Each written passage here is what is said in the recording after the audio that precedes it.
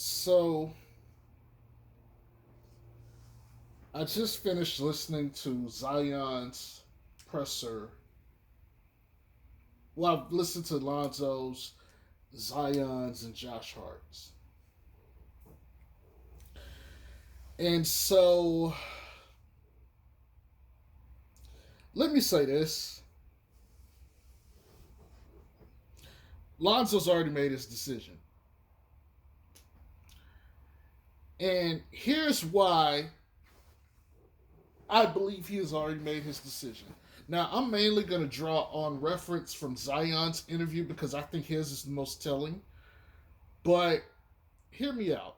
So Lonzo was smart not to answer, and I'm pretty sure he knows and was told, like, hey, if they ask you about your contract situation, where you want, just tell them, hey, you'd like to return, blah, blah, blah. Politically correct answers, right? Media trained answers. Got it. Lonzo, in particular, went out of his way to avoid answering questions directly.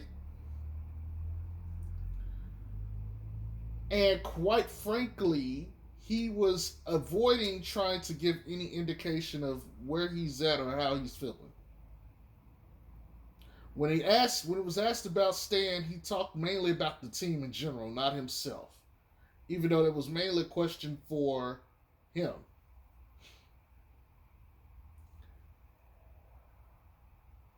He's calculated as shit. He knows exactly what the fuck he's doing. But let's also look at the comments about him and his offseason. I need to sit down with my agent and we'll basically do what's best for me. Or, paraphrasing. What's best for him? Well, let me before I go in there, let's take it back one more step too. He also mentioned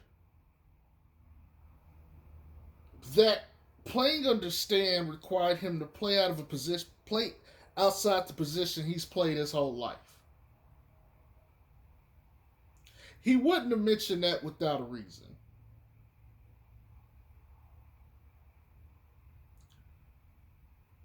Now,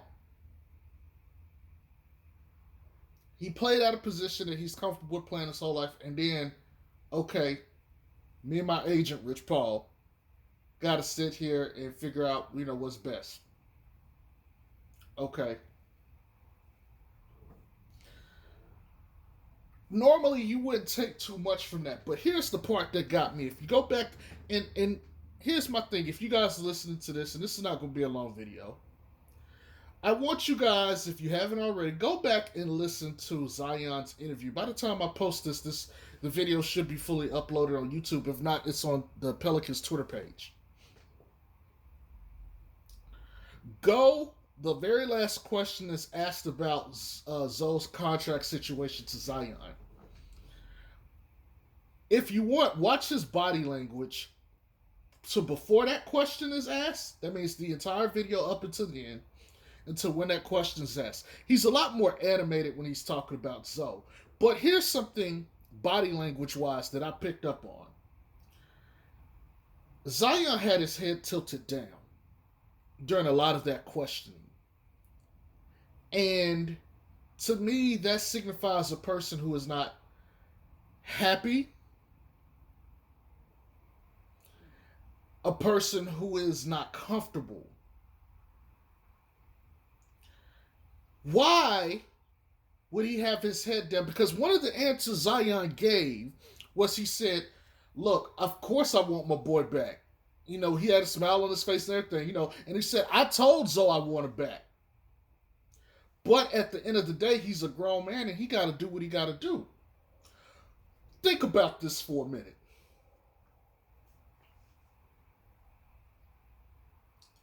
Usually when a person hangs their head down, what do we think about? Like if you're, I assume most of the people that follow me are guys. So let's talk about it like this. If you see a chick with her head down, what do you think? You think she's sad. You don't see happiness from her. Normally, a person, this is anybody, but using a girl make it a little bit easier correlation. You see a girl, she got her head down, you're like, Damn, she's sad. What's wrong with her?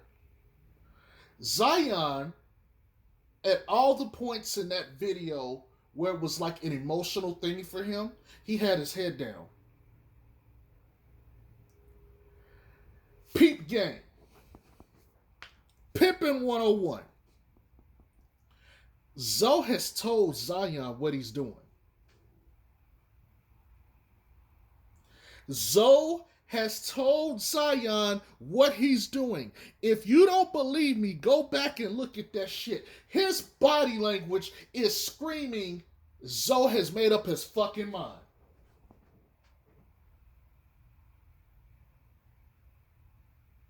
You don't have to listen to this video and agree with me. Go look at. You cannot tell me by when he's thinking about the stuff, about the good parts of Zoe, he's got that smile on his face. He's cheerful like normal Zion. But the minute he got to think about Zoe not being there, it shifts. His energy goes. Now he looks up and talks. And he'll put the smile on his face. And it's genuine. But again, that's only in context of him positively speaking about his memories and the fondness and his teamwork with Zoe. But when he's thinking about like the real shit and he's not trying to convey that, he's tilting his head down to try to keep like that inside of him and not let it escape. He knows Zoe ain't coming back. They have had this discussion. And if you think they didn't, he already said he's told Zoe, look, I don't want you to leave. Why would he say he told Zoe he don't want him to leave? Why would he volunteer that? He is telling us, yes, I spoke to Zoe. We have already had this conversation. We have had this conversation, people. That's the reason I went ahead and spoke about Lonzo first. Now, to less than about Josh Hart. Josh Hart kind of said the same thing. He's going to get with his agent and, figure that out. Now, Josh Hart also expressed discomfort in the fact that he's had 3 coaches in his first 4 years. The same shit also applies to B.I. and Lonzo.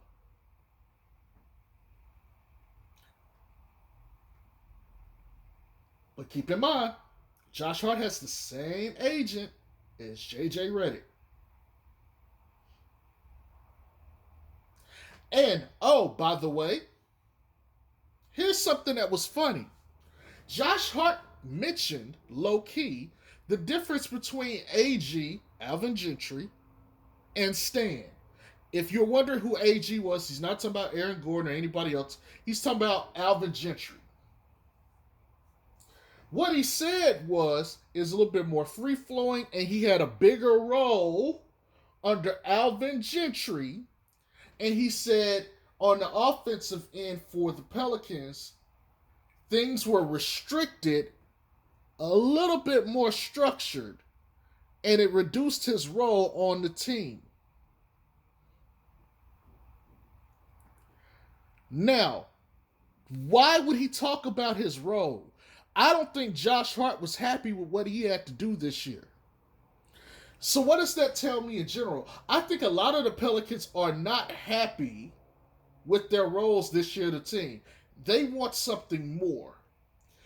This is going to be something to keep your eyes on if you're the Pelicans or if you're a fan of the Pelicans long term. How is Stan's relationship with these guys? Now, I'm going to give credit to Skip Bayless here because Skip Bayless from jump said this is not a good hire. I don't like Stan as a coach, and I especially don't like Stan as a coach of these guys. I've supported Stan, and I'm still supporting Stan. But I'm going to tell you right now, if the players are not happy, especially your 2 big guns, you will be out of a team.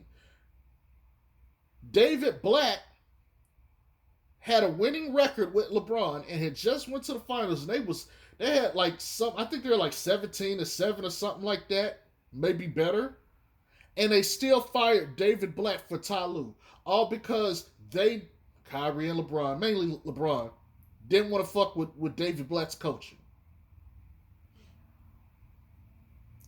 Keep your eyes on this going forward. But boy, go look at that Zion interview and tell me I'm lying. Go look at it and tell me I'm lying. And if you think I'm lying about this body language shit, go look at a video, watch someone who's like kind of has no confidence in what they're saying or doing. Or someone that said, just go look for a video or something like that. And I promise you're gonna sit there and be like, I saw some of the same shit that you saw. Zoe out of that mug. Zoe's intent is to leave. And Zion knows it. And if Zion knows it, B.I. knows it. They haven't done the B.I. interview just yet. Who knows? I might need to redo this video later. Or I might just do a whole nother segment for B.I. But, boy, this is some good shit here. Y'all have a good one. I'll catch y'all later. Peace.